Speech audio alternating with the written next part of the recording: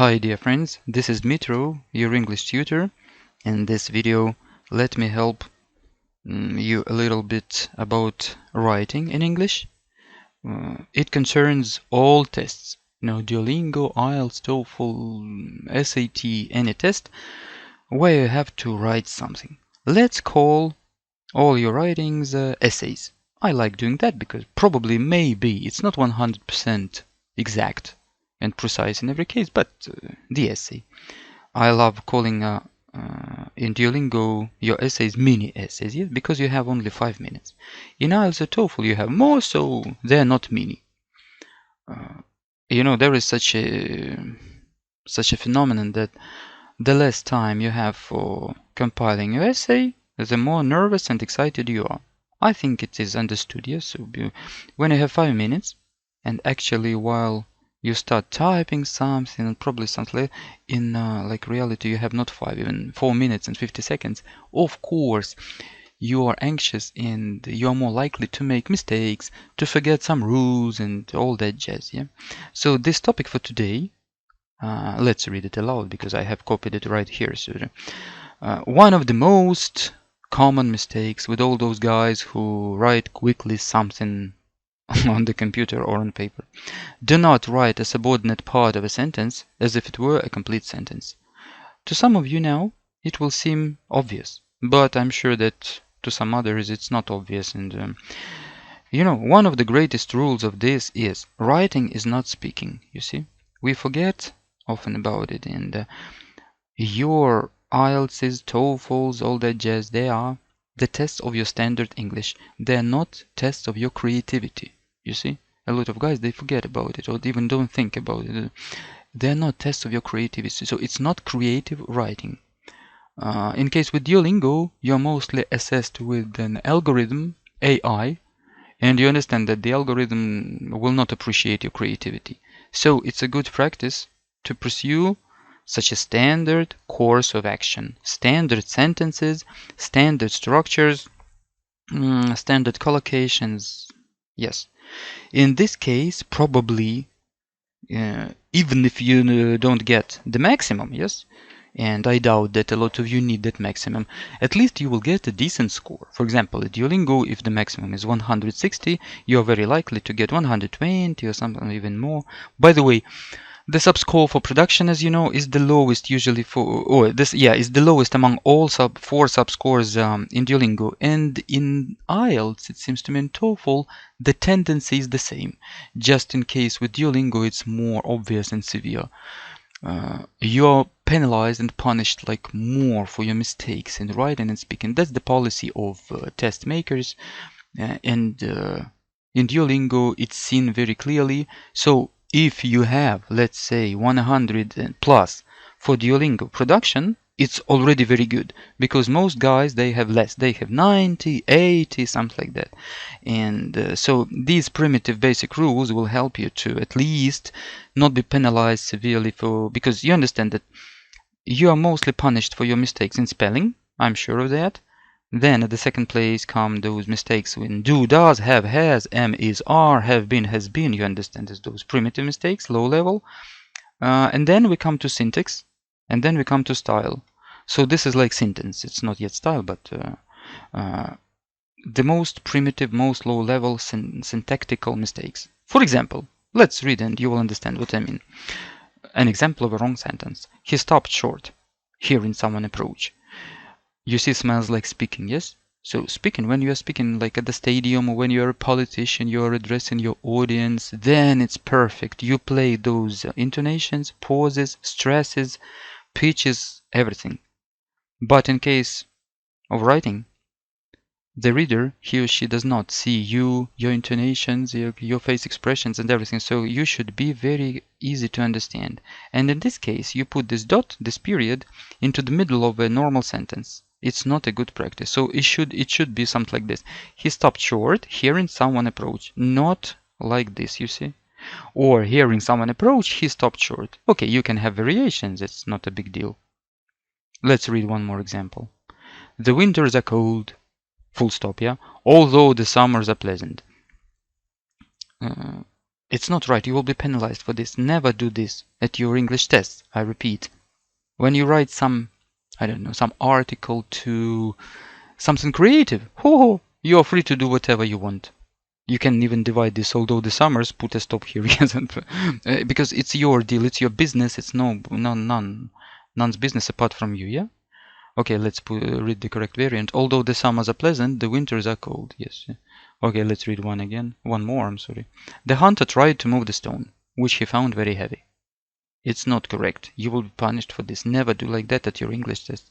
The hunter tried to move the stone, which he found very heavy. Or, the hunter tried to move the stone, full stop, he found it very heavy. So, you have two options. Either attach this tag to your sentence, or restate it in an independent form, you see. Two basic ways. Probably sometimes there is a third one or a fourth one, but it's not a big deal. It doesn't change radically anything. A sentence must express a complete thought. Phrases or subordinate clauses, if used alone, carry only an incomplete meaning. You understand, yes, I hope. The exceptions to this are elliptical expressions, but they are peculiar to dialogues. Again, in speaking, but if you're writing a fiction book or something, of course you will use them. Like where, at what time, like, but by no means, certainly, and so on. But when you're writing for Duolingo, you're mostly given those philosophical or semi-philosophical topics.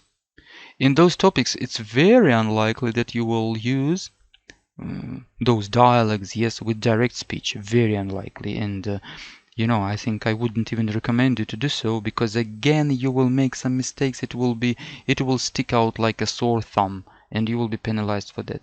So always change direct speech into indirect speech, and by doing this, you will avoid using these elliptical expressions, so those exclamations and so on. Okay, let's have a look at a couple of more examples. And for example, my next experience was in a grain elevator, full stop, where I worked for 2 summers. It's wrong. Don't do like that. You have two options. You remember, either attach this part to this, or turn it into an independent sentence. Then it will be okay. Like here, my next experience was in a grain elevator where I worked for 2 summers. Or my just a moment. My next experience was in a grain elevator, full stop. I worked there for 2 summers. Yes. Let's read something more.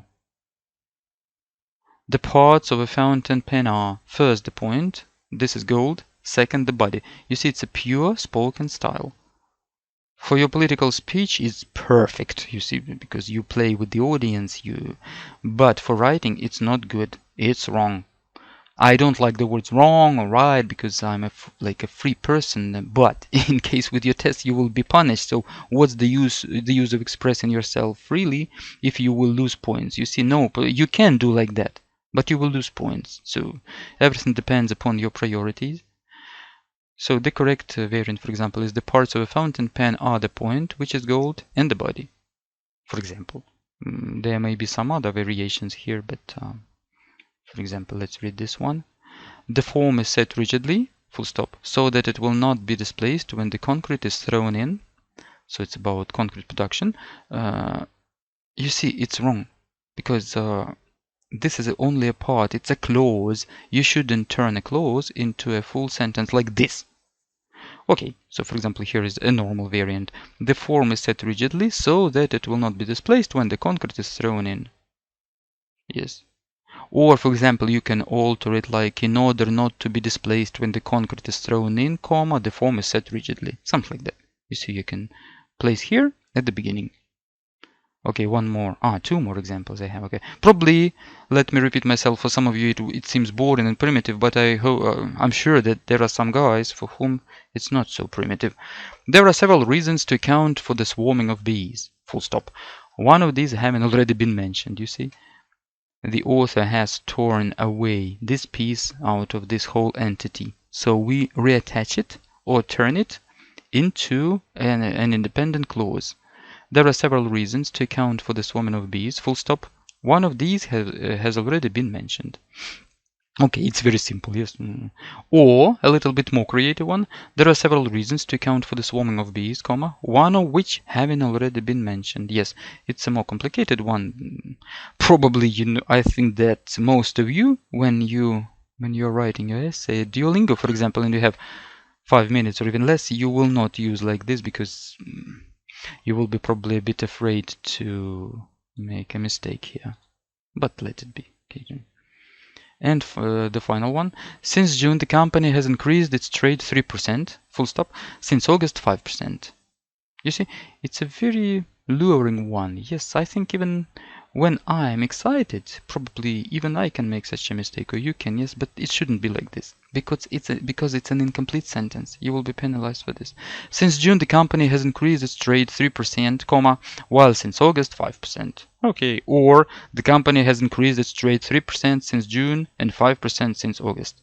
See, something like that. Such types of sentences are very likely to to occur at your writing, because you will be asked about your views on something, or to describe some experience where you will say that I was born there, and like after that I went there, and with afterwards pursuing something like this, and so on and so on. And so when you're excited, you can put those commas and full stops not in the proper places.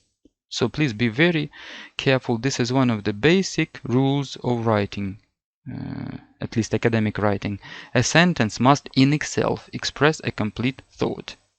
So those phrases or subordinate clauses, if used alone, carry only an incomplete meaning. Never do like that, like never attach them from, never detach them from the overall sentence.